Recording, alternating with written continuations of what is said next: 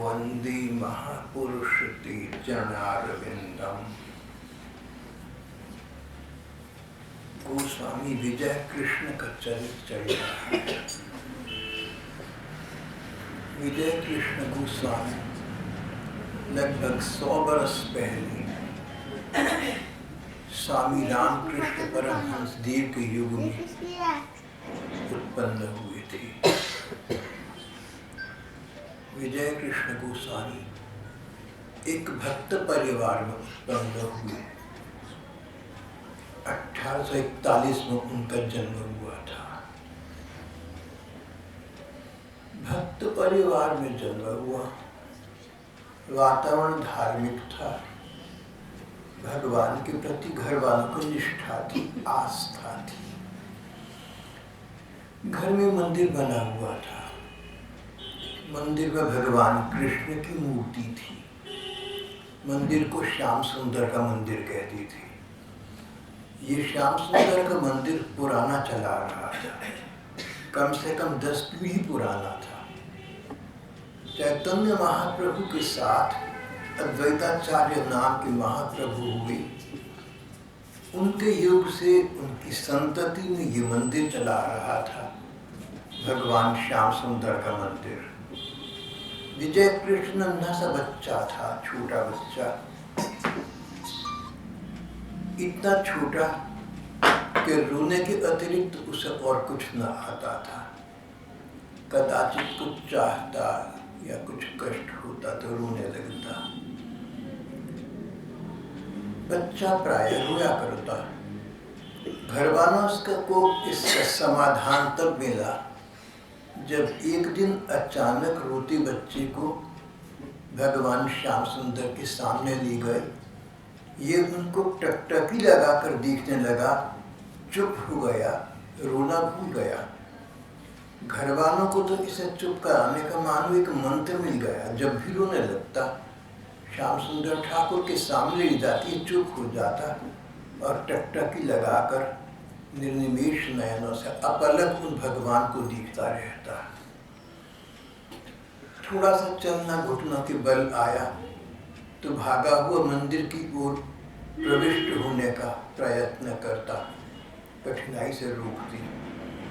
और थोड़ा बड़ा हुआ, थोड़ा बोलना आ गया तो उतनी बोली से कहता था कि इन ठाकुर जी को मैं सजाऊंगा, मैं इनके मोर मुकुट लगाऊंगा, मैं इनको वंशी पहनाऊंगा, मैं इनके गले में माला धारण करूंगा।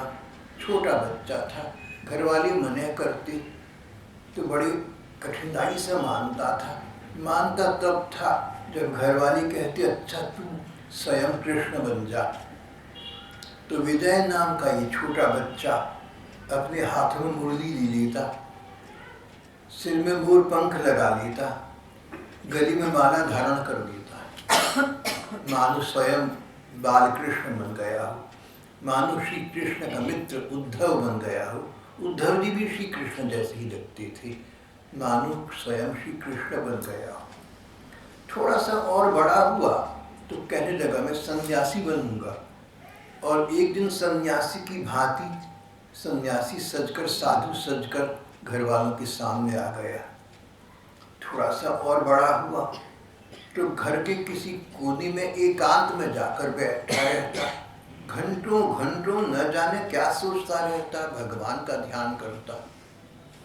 कभी कभी खोया जाता तो कहीं घर के आसपास थोड़ी सी दूरी पर कहीं एकांत में पाया जाता। ये वहाँ पर भी खोया होता था, भगवान के ध्यान में खोया होता था, भगवान की चर्चा करता था, श्री कृष्ण को अपना सखा कहता था। मंदिर में भगवान श्याम सुंदर थे, उनके साथ खेलने का अभिनय करता था, कभी कभी उनसे रूठ जाया करता था। भाव ये कि विजय कृष्ण नाम का ये बच्चा मंदिर के श्याम सुंदर में अनुरक्त आसक्त हो गया था। मंदिर के श्याम सुंदर ठाकुर के सामने बैठा होता तो मानो इसे संसार परिवार किसी की न सूझती, बस ठाकुर जी को देखता रहता। इसके अधर पल्लव, इसके होठ हिलते होते लगता था ठाकुर जी से कुछ होठों होठों में, मुंह में कुछ बोल रहा है, कुछ बोल रहा है, ये तो पता लगता था, लेकिन क्या बोल रहा है ये घर वाली समझ न पाती थी। सारी बात का सारांश ये घर वाली समझ गए कि विजय कृष्ण कोई साधारण बालक नहीं है, ये तो पिछले जन्मों में बड़ी साधना करके इस घर में उत्पन्न हुआ है। शुचीनाम श्रीमताम गेहि योग भ्रष्टो भी जायते। गीता में लिखा है कि जो लोग भगवान को पाने की साधना करते हैं, अगर उनकी साधना अधूरी रह जाए और मृत्यु हो जाए तो उनकी साधना अगले जन्म में आगे से आरंभ हो जाती है। उनको ऐसे घर में जन्म मिलता है जहाँ आगे साधना कर सकें। विजय कृष्ण को एक भक्त परिवार में जन्म मिला था। अगर पिछले जन्म में साधना 50 तक हो चुकी थी, 50% हो चुकी थी, तो अब इस जन्म में 51 से आरंभ हो गई। Picking up the thread from where it snapped, resuming the thread from where it snapped. इस संसार में, इस जन्म में, इस जीवन में आपके पास, हमारे पास कुछ भी हो, हम संचय करें, हम संग्रह करें, हम एकत्रित करें, लेकिन जहाँ संसार से कूच कर गए वो सब यहीं पड़ा रह गया, वहाँ पर तो नहीं होगा। ऐसा तो नहीं कि मैं अपनी इच्छा से अच्छा सा एक वॉइस रिकॉर्डर ले लूँ, एक मोबाइल ले लूँ, एक कंप्यूटर ले लूँ और अगले जन्म में फिर वही मुझे मिल जाएगा, मेरे काम आएगा। अगले जन्म में तो दोबारा बचपन से शुरू करना होगा, फिर पढ़ाई करनी होगी, और जैसा घर होगा वो दिलवाएंगे वो लोग, नहीं दिलवाएंगे कौन कह सकता है। लेकिन जो भगवान का हम नाम लेते हैं, भगवान का स्मरण करते हैं, वो हमारे साथ मृत्यु के बाद भी जाता है। गीता प्रेस गोरखपुर से कल्याण नाम की मासिक पत्रिका प्रकाशित होती है। वो हर वर्ष अपना पहला अंक, विशेष अंक निकालती है। लगभग 1000 पन्नों का होता है विशेषांक। उन्होंने एक विशेषांक निकाला, परलोक एवं पुनर्जन्म विशेषांक। उस पुनर्जन्म विशेषांक को पढ़कर देखिए ना, तो न केवल भारत की, उत्तरी भारत, दक्षिण भारत, देश विदेशों की, यूरोप और अमेरिका की पुनर्जन्म की घटनाओं का वर्णन किया गया है, और सारी बातों में हर व्यक्ति का नाम और पता दिया गया है, जो चाहे उनसे संपर्क कर सकता है। चलो जो भी हो, बात तो विजय कृष्ण की चल रही है। लगता है ये बच्चा पिछले जन्मों से बहुत संस्कार संग्रहित करके, बड़े साधना करके इस भक्त परिवार में जन्मा था, जहाँ भगवान श्याम सुंदर का मंदिर था। उस मंदिर के प्रांगण में खेला करता, श्याम सुंदर को अपना मित्र मानता। इस प्रकार विजय कृष्ण बड़े होते गए। बड़े होने पर इनमें कुछ अन्य गुण भी दिखे गए। उन दिनों समाज में बड़ा अन्याय, अत्याचार था, जिसको न कोई रोक पाता था, न कोई चुनौती फेंक पाता था। लेकिन इस लड़के ने बड़े बड़े राजा रईसों को चुनौतियां देनी आरंभ कर दी। जहाँ कहीं देखता कि रईस लोग गरीब पर अन्याय कर रहे हैं, कहीं पूंजीपति, कहीं मालिक लोग नौकर पर अन्याय कर रहे हैं, कोई निर्दयता कर रहे हैं, वहीं खड़ा हो जाता। इसको डर नहीं था, निर्भीक था और उसको रोकता था। थोड़ा सा और बड़ा हुआ, लगभग 18 बरस का, तो इसने अपने साथ के लड़कों को एकत्रित करके अपना एक दल बनाया, एक संस्था बनाई, एक ग्रुप बना लिया। इस दल का काम था 3 प्रकार का।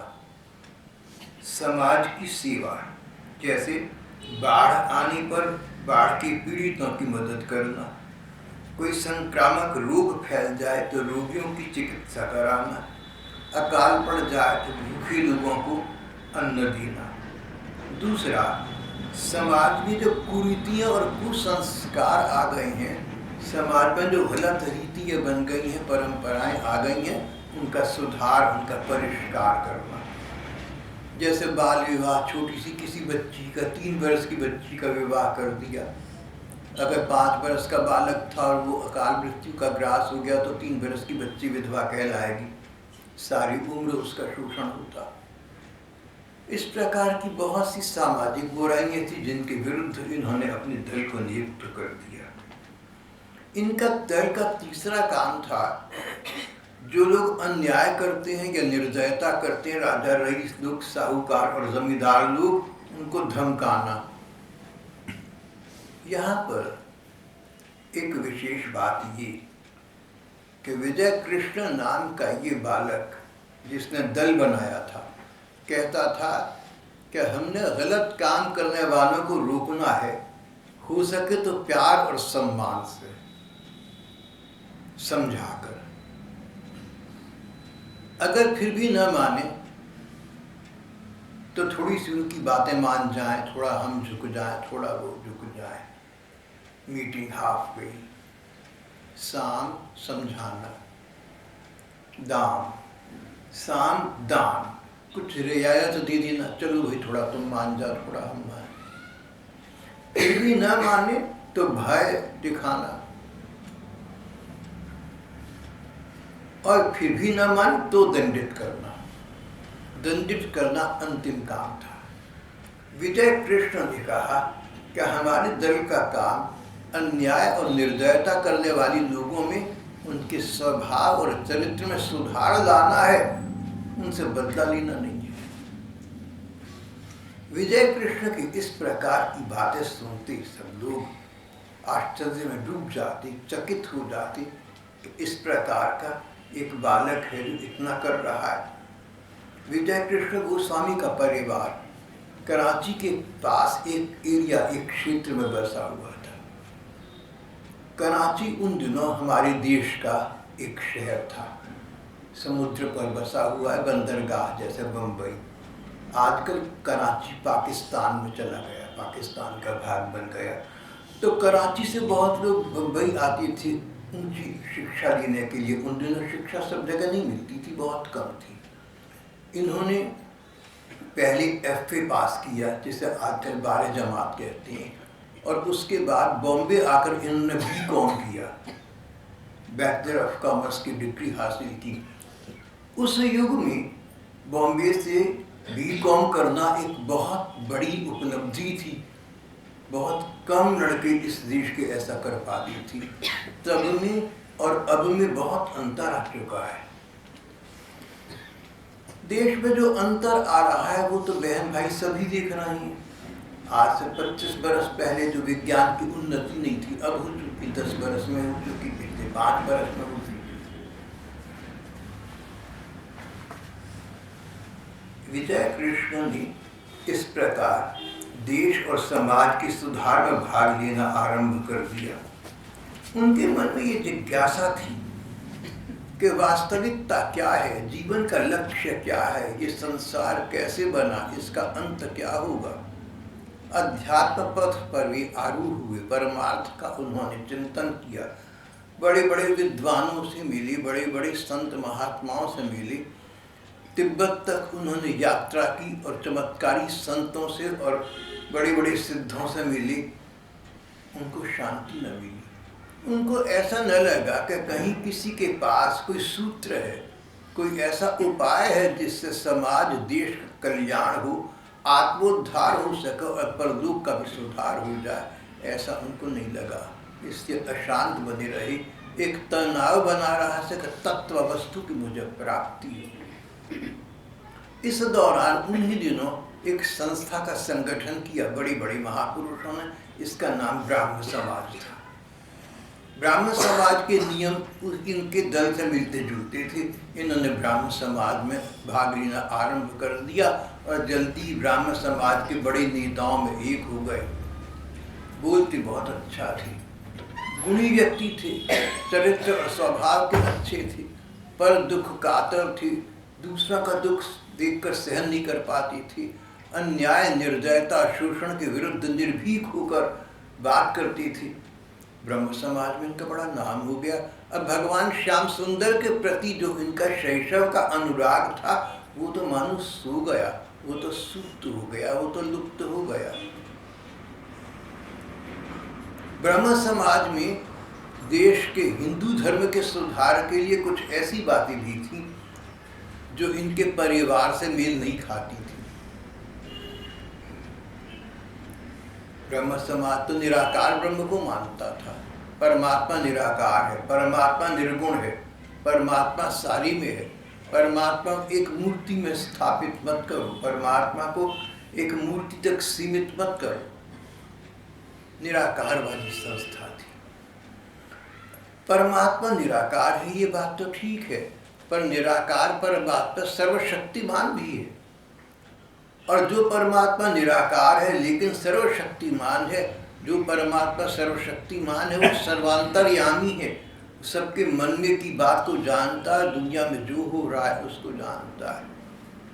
तो परमात्मा निराकार है, परमात्मा सर्वगुण संपन्न है, परमात्मा सर्वसमर्थ है, परमात्मा सर्वांतर्यामी है। ब्रह्म समाज ऐसा मानता था। लेकिन उस युग के विद्वान आगे की ये बात नहीं सोच सके कि जो परमात्मा सब कुछ कर सकता है, जो परमात्मा सबके मन की बात को जानता है, वो परमात्मा अगर चाहे तो अपने चाहने वाले भक्तों के अनुसार कोई रूप भी धारण कर सकता है। उस परमात्मा ने अनेक रूप धारण किए, अनेक रूप रूपाय विष्णवे प्रभ विष्णवे। ब्रह्म समाज एकांगी था, केवल निराकार पर ब्रह्म को मानता था। जो लोग ब्रह्म को, परमात्मा को केवल निराकार मानते हैं वो परमात्मा को भी सर्वशक्तिमान तो नहीं मानते, क्योंकि परमात्मा सर्वशक्तिमान है तो मेरा आपका या किसी दूसरे का तीसरे का रूप भी धारण कर सकता है, उसमें कौन सी कठिनाई है। जो परमात्मा सारे में है वो पत्थर में भी है, मूर्ति में भी है, इंसान में भी है, सब जगह है।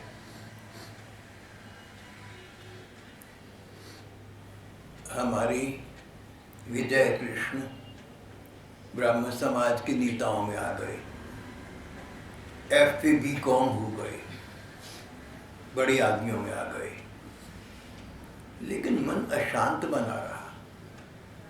लगता था कहीं कुछ कमी है, कहीं कुछ असंतोष है, कहीं कुछ अतृप्ति लगती थी उन्हें। वेदों में एक सूक्ति आती है जिसका रीडर डाइजेस्ट अमेरिका ने अनुवाद अंग्रेजी में किया। The individual soul tries to seek the source from where it came. The individual soul tries to seek the source from where it came. मनुष्य का जीवात्मा उस सूत्र को खोजना चाहता है, पता लगाना चाहता है, उस जगह तक पहुंचना चाहता है जहां से इंसान आया है, यानी भगवान। ऋग्वेद की ये उक्ति विजय कृष्ण को ठीक लगती थी, पर उनके मन में स्पष्टता नहीं थी। कहीं कहीं ऐसा कहा गया है कि गुरु की आवश्यकता तभी पड़ती है जब हम कुछ चाहते हैं, लेकिन जो चाहते हैं उसको पाने का मार्ग हमें नहीं पता। मार्ग बताने के लिए किसी दिशा दर्शक की आवश्यकता हो जाती है। अध्यात्म की भाषा में इसे गुरु और शिष्य का नाता कहते हैं।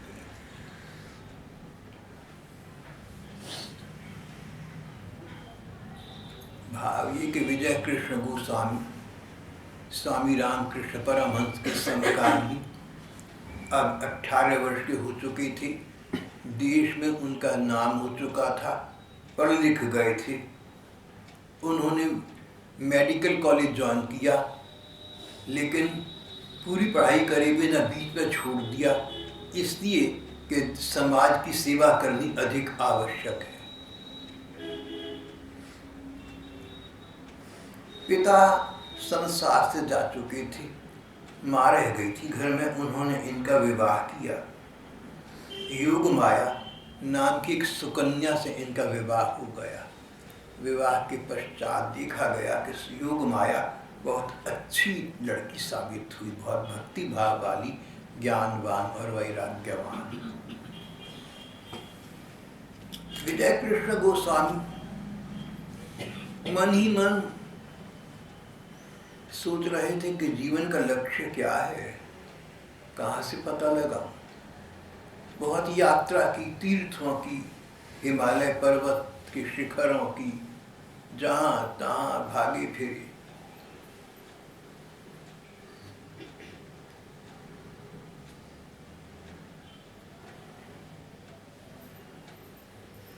भगवान को पाने के लिए, सत्य की उपलब्धि के लिए, तत्व वस्तु को प्राप्त करने के लिए कहीं भटकने की आवश्यकता नहीं है।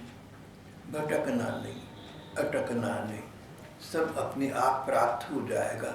परमात्मा से प्रार्थना करो। अपने मन मंदिर में उन ठाकुर का मंदिर है, अपने मन ही मन भगवान से प्रार्थना करो। भगवान तुम्हारा पथ प्रशस्त कर देंगे, जो तुम्हारे लिए ठीक है वो रास्ता तुम्हें दिखा देंगे। कहीं भटकने अटकने की आवश्यकता नहीं है, नहीं तो पूरा जीवन बीत जाएगा, हासिल कुछ ना कर सकोगे। हमारे देश और दुनिया में आज करोड़ों लोग इसी वर्ग में आते हैं जो पूरा जीवन अटक भटक कर बिता देते हैं, हासिल कुछ नहीं कर पाते और गलत मार्गों पर चल पड़ते हैं। एक दिन विजय कृष्ण किसी मार्ग पर अकेली चली जा रही थी। उनके कानों में एक आवाज आई जिसमें कहा था, भैया तत्व वस्तु का संग्रह करो, जो ठीक बात है उसको पकड़ो, उसको पहुंचो।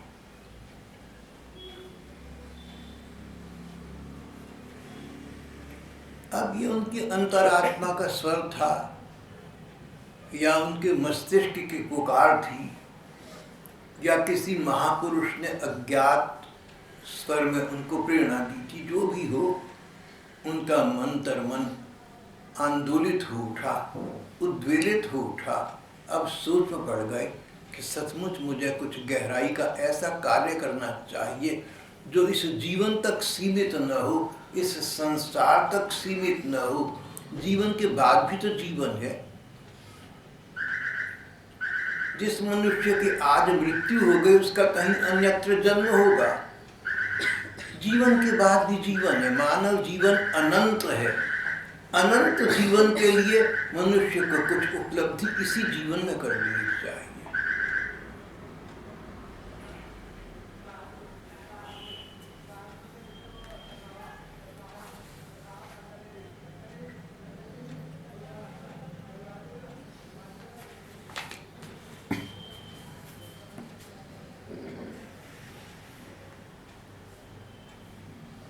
विजय कृष्ण ने मेडिकल कॉलेज छोड़ दिया था। पिता जा चुके थे, समाज सेवा में लगे हुए थे, आत्मचिंतन में लगे हुए थे।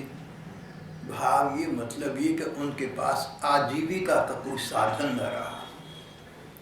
आजीविका उपार्जन का तो उनके पास कोई नियमित साधन था नहीं, इसके घर में निर्धनता आ गई। इनका जीवन त्याग और वैराग्य से भर गया। लेकिन घर की स्थिति, कभी आधा पेट भोजन, कभी मात्र साग पात सब्जी साग खा लिया, कभी अनशन, कभी अनाहार, कुछ भी नहीं। इस समय उनकी अर्धांगिनी योगमाया देवी ने उनका बहुत साथ दिया और प्रमाणित कर दिया कि वो सहधर्मिणी है, वो धर्मपत्नी है।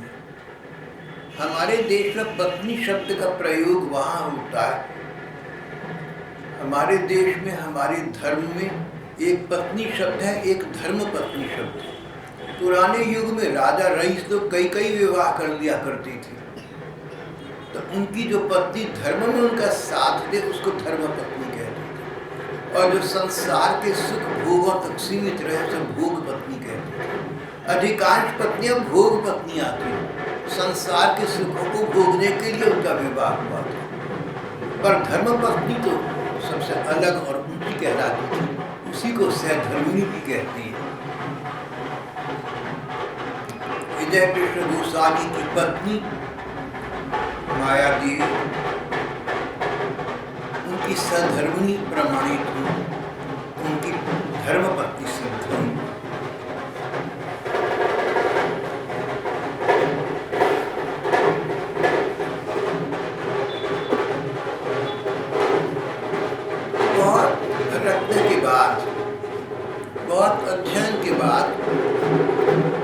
विद्वान महापुरुषों से मिलने के बाद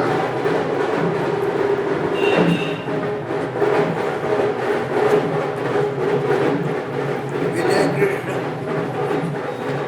इस निष्कर्ष पर पहुंचे कि एक ही परमात्मा के अनेक रूप हैं। परमात्मा एक है, इसके रूप अनेक हैं। तो जैसे आप कोई वस्तु खरीदने बाजार में जाएं, उसकी बहुत विविधता है, बड़ी वैरायटी है, आप अपने हिसाब से चुन लीजिए। इस प्रकार से परमात्मा के अनेक रूप हैं। परमात्मा का जो रूप तुम्हें जचे, जिसमें तुम्हारा मन लगे, उस रूप को तुम चुन लो। विजय कृष्ण के बचपन के संस्कार वापस आ गए। उन्हें लगा कि भगवान का प्रेम रूप श्री कृष्ण रूप है। व्रज के ठाकुर वृंदावन विहारी ही भगवान का प्रेम रूप है। रसो वै सह रसम विवायम लब्ध्वा नंदी भवती। तैत्तिरीय उपनिषद की ये पंक्ति उनके मन में घूमने लगी। भगवान रस है, रस स्वरूप है, रसारणम है, और उस रस का परिचय प्राप्त करना, उस रस का सुख पाना ही जीव मात्र की जीवन का लक्ष्य है। सुख का सागर तो आंदोलित हो रहा है, उद्वेलित हो रहा है, उबड़कर आ रहा है। उस सुख सागर की तरंगों में स्नान करना, तट पर बैठकर उसके सुंदर दृश्य को देखना, ये विवेकवान व्यक्ति का काम है। सबका काम तो नहीं है, कोई कोई विवेकवान व्यक्ति ऐसा कर सकता है। उसके पास फिर भगवान, जिस रूप में तुम भगवान को चाहो, उस रूप में भगवान साथ भी आ जाते हैं। तभी तो रविंद्रनाथ ठाकुर ने अपनी पुस्तिका में कहा, प्रिय आई पास बैठे तू न जागी री, हाय कैसी नींद सोई तू अभागी री। नीरव निशि में नाथ आए, मृदुल वीणा साथ लाई। ठाकुर तेरे पास आई, तेरे सुख की सारी सामग्री देकर आई, पर अरे पगली तू तो सोती रह गई, तुझे तो पता ही नहीं कि क्या हुआ। हम सबकी ये स्थिति है। He came and said by my side I awoke not। Geetanjali पर रविंद्रनाथ टैगोर को नोबेल प्राइज मिला था। मानव मात्र की ये स्थिति है। अपने पास सब कुछ है, और सब कुछ होते हुए हम सब कुछ से रीते हैं, सब कुछ से महरूम बैठी हैं। हमें अभाव खटक रहा है, हमें कमी लग रही है, हम अपने को अकेला पाते हैं। सारा संसार अपना है, सारा परिवार अपना है, माता पिता पति पत्नी बच्चे सब हैं, पैसा रुपया भी है, संपत्ति भी है, लेकिन मन में संतृप्ति नहीं है, सेंस ऑफ सेटिस्फैक्शन, संतृप्ति नहीं है, फुलफिलमेंट नहीं है, मन तृप्त नहीं है, मन शांत नहीं है, कहीं कुछ अभाव खटक रहा है, कहीं कोई कमी लग रही है, उसकी पूर्ति कैसे होगी। जैसे प्यासा आदमी पूरी रात मुंह खोलकर मुंह फाड़कर पड़ा रहे अपने आंगन में, कब ओस पड़ेगी तो मेरी प्यास बुझेगी, तो कुछ होने वाला नहीं है। प्यास तो भैया पानी से बुझेगी, प्यास दूध से भी नहीं बुझेगी, चाय कॉफी और सोडा वाटर से भी नहीं बुझेगी। प्यास बुझेगी तो पानी से। पानी में जो प्यास बुझाने की शक्ति अन्य तत्वों में नहीं है, और ओस की बूंदों में हरगिज नहीं, बिल्कुल भी नहीं। तो जिस प्रकार प्यासा व्यक्ति प्यास बुझाने के लिए ओस का आसरा ले, तो प्यास कभी बुझने वाली नहीं है, पानी चाहिए। इसी प्रकार हम लोगों को संसार से, किसी संबंध से, किसी वस्तु से शारीरिक सुख प्राप्त होने वाली नहीं है, परमात्मा से ही प्राप्त होंगे। उनका आश्रय ग्रहण करना चाहिए। विजय कृष्ण इस तत्व को समझ गए। प्रेम देव श्री कृष्ण के क्षण में दोबारा चले गए। बचपन में भी उनके थे, अब फिर उनके हो गए। बहुत से लेखक और विद्वानों का कहना है कि जो व्यक्ति भगवान की एक बार भगवान की शरण ग्रहण कर ले, वो कहीं भटक भी जाए तो भगवान स्वयं उसको अपने पास आने का पथ बता देते हैं। एक बार जिसने भगवान को पकड़ लिया, भगवान उसको कभी छोड़ते नहीं, ऐसा अनुभवी संतों का कहना है। विजय कृष्ण गोस्वामी के साथ यही हुआ। उनको भगवान के प्रेम तत्व का ज्ञान हुआ और प्रेम के पास हृदय से विजय कृष्ण गोस्वामी वृंदावन चले गए। वृंदावन वो स्थली है इस देश की जहाँ 5,500 बरस पहले परमात्मा भगवान कृष्ण के रूप में प्रकट हुए। 125 बरस उन्होंने प्रेम लीलाएं की, उद्धार किया, समाज सुधार किया, बहुत कुछ किया। 5,500 बरस पहले श्री कृष्ण आए थे। विजय कृष्ण गोस्वामी अब उन श्री कृष्ण के प्रेम के पथिक बन गए। अब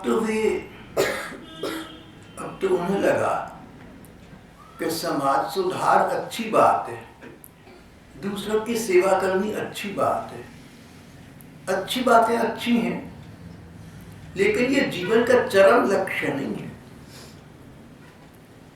इन सब बातों में 2 लाभ हो सकते हैं। एक तो समाज में कुछ देर के लिए सुधार आ जाए, लेकिन वो स्थायी होगा ऐसा नहीं है। जब से संसार बना, बड़े बड़े महापुरुष आए जिन्होंने समाज में सुधार लाने का प्रयत्न किया। थोड़ा बहुत आया भी, लेकिन जितना चाहा उतना तो नहीं आया।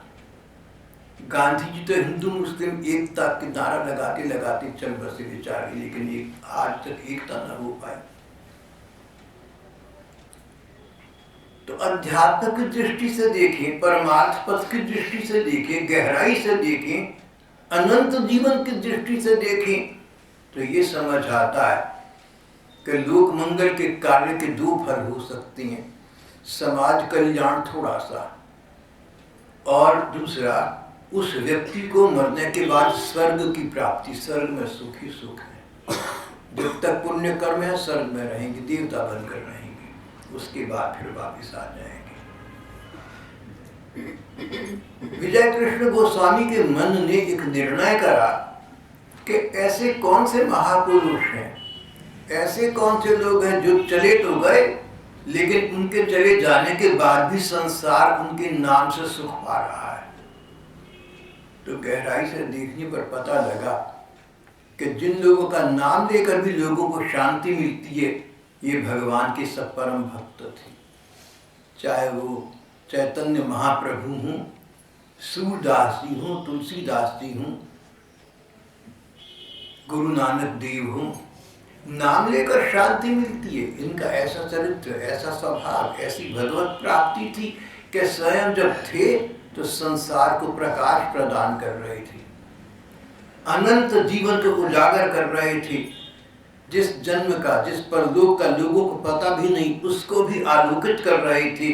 और जब चले गए तो भगवान का नाम ऐसा छोड़ गए तो आज उन लोगों का नाम लेकर हमें शांति मिलती है। ईसा का नाम लेते ही हमारे सामने शांति की मूर्ति आ जाती है। नानक का नाम लेते हमारे सामने उनकी आंखों की करुणा आ जाती है। रामकृष्ण परमहंस का नाम लेते उनका सरल मुस्कुराता बच्चों जैसा चेहरा आ जाता है। चैतन्य महाप्रभु का विचार, मीरा जी का विचार आदि भगवत प्रेम याद आ जाता है। मन को शांति अगर इन लोगों का नाम लेकर मिलती है तो जिस परमात्मा को इन्होंने चाहा उस परमात्मा के पथ पर हम आगे बढ़ें तो हमारे मन को भी सच्ची और स्थायी शांति प्राप्त होगी। उसका केंद्र प्रेमी जनों के लिए श्री वृंदावन है। विजय कृष्ण गोस्वामी वृंदावन चले गए। विजय कृष्ण गोस्वामी की स्थिति ऊंची उठने लगी। अब वो भगवान के चिंतन में मग्न रहने लगे। उन्होंने अपना मन भगवत प्राप्ति के साधनों में लगा दिया। जिन साधनों में उन्होंने अपना मन लगाया और जिन साधनों में उनको देखकर हम सब लोग मन लगा सकते हैं, उनमें पहला है भगवान के नाम का जप करना। The great name of God must be संग, बाइबल में लिखा है। भगवान का नाम लेना चाहिए।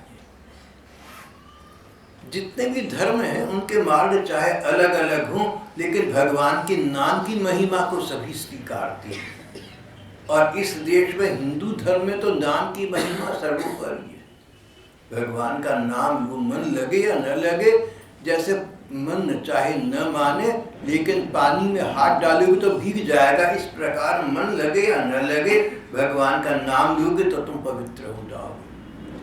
अपवित्र पवित्रो वा सर्वावस्थांगतोपि वा यस्परित पुंडरीकाक्षं। जो मनुष्य भगवान का नाम ले ले वो अंदर बाहर से पवित्र हो जाता है, ऐसा हमारा धर्म ग्रंथ कहती है।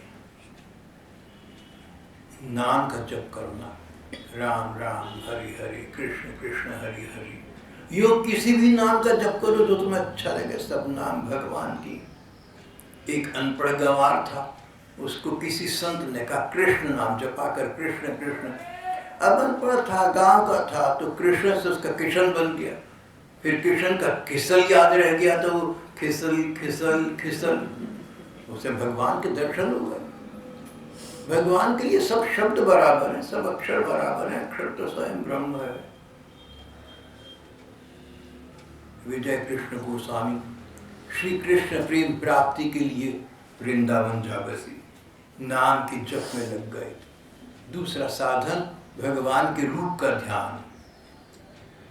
तीसरा कोई मन की बात हो, संसार की हो, निजी हो, कैसी भी हो, प्रार्थना के रूप में भगवान से कहना।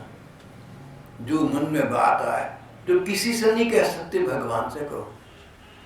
संसार की बात हो, कोई निजी बात हो, भगवान सब सुनते हैं। सर्वतः पाणिपादं तत् सर्वतोक्षिशिरोमुखं सर्वतः श्रुतिमल्लोके सर्वमावृत्य तिष्ठति। भगवान के कान सब जगह हैं, जहां भी तुम उनसे प्रार्थना करो कि सुन लेंगे।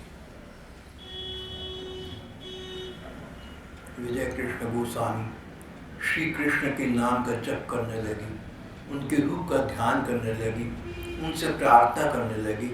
विजय कृष्ण गोस्वामी की प्रार्थना का रूप दूसरा था, निष्काम प्रार्थना। भगवान, मैं तुमसे संसार के सुख नहीं चाहता, मैं तुमसे दुनियादारी नहीं चाहता, यश नाम प्रतिष्ठा पैसा संतान ये सब कुछ नहीं चाहता। अगर मैं चाहता हूँ तो तुम्हारा प्रेम चाहता हूँ। जितने भी मेरे जन्म हो, चाहे पशु योनि में क्यों ना हो, उनसे मुझे आपत्ति नहीं है, लेकिन तुम्हारा स्मरण बना रहे। नाथ योनि सहस्रेषु येषु येषु रजाम्यहम् तेषु तेषु अचला भक्तिरच्युतास्तु सदा त्वयि। जैसे पद्म पुराण में प्रहलाद जी ने भगवान से प्रार्थना की, ऐसी प्रार्थना विजय कृष्ण गोस्वामी श्री कृष्ण से किया करते।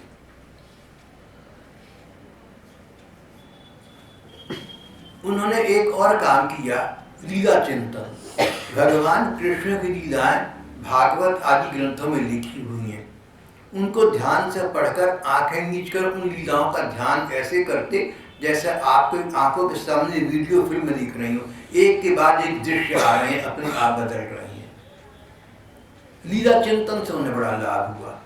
लाभ ये हुआ कि अभ्यास करते करते ऐसे मन का स्तर आ गया, ऐसी स्टेज आ गई कि आंखें मीच कर बैठे तो भगवान की लीलाएं अपने आप मन की आंखों के सामने आने लगी। और फिर तो ये स्थिति आ गई, इसे नित्य लीला कहते हैं। इस भक्ति भाव की भाषा में ऐसी स्थिति आ गई कि नित्य लीलाएं दिखने लगी। उनको आंखें मीच से भगवान की ऐसी लीलाएं देखती जो किताबों में लिखी भी नहीं है। भाव रूप में विचरण करने लगी। एक बार विजय कृष्ण यमुना जी के किनारे बैठी थी, जोर से बोले डुबाएंगे नहीं, डुबाएंगे नहीं। उनकी बेटी कुतु वहीं बैठी थी। कुतु ने कहा पिताजी, उसने बाबा शब्द बोला, बाबा आप क्या कह रहे हैं, कौन किसको नहीं डुबाएगा? तो मानो बेहोशी से जागे हूँ, होश में आए हूँ।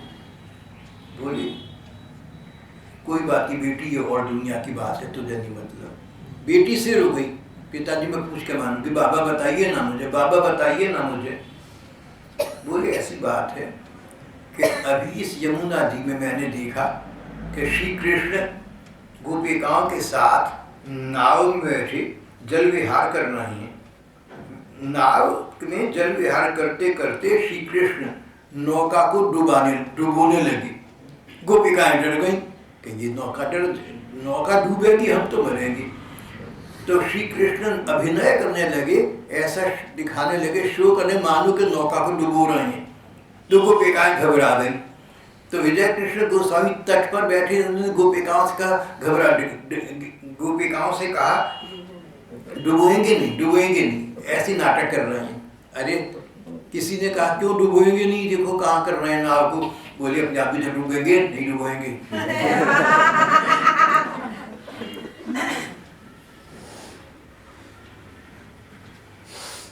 इस प्रकार गोस्वामी जी को अब वृंदावन में रहते रहते भगवान के नित्य लीलाओं के नित्य दर्शन होने लगे। अब वो श्री कृष्ण के रस रूप में अवगाहन करने लगे। रसो वही सह रसम भिगायम लब्ध्वानंदी भवती। निषद की ये पंक्ति उनके जीवन चरितार्थ होने लगी। भगवान रस है, भगवान आनंद है, भगवान सच्चिदानंद स्वरूप है। उस सत चित और आनंद का, उस रस का आस्वादन विजय कृष्ण अपनी मन की आंखों से करने लगी। जो बातें हम मन के भाव से करते हैं, अगले जन्म में वो बातें हमारी साथ जाती हैं। शरीर साथ नहीं जाता, लेकिन जीवात्मा जाता है, जीवात्मा के साथ मन भी जाता है। इसलिए अभी से इस मन को ऐसा बना लो कि श्री कृष्ण का, भगवान का स्मरण करे, अगले जन्म में भी इसको भगवान का स्मरण याद रहेगा और सुख इसको मिलता रहेगा। इस प्रकार का संदेश देता हुआ आज का हमारा ये पाठ का प्रसंग समाप्त हो जाता है।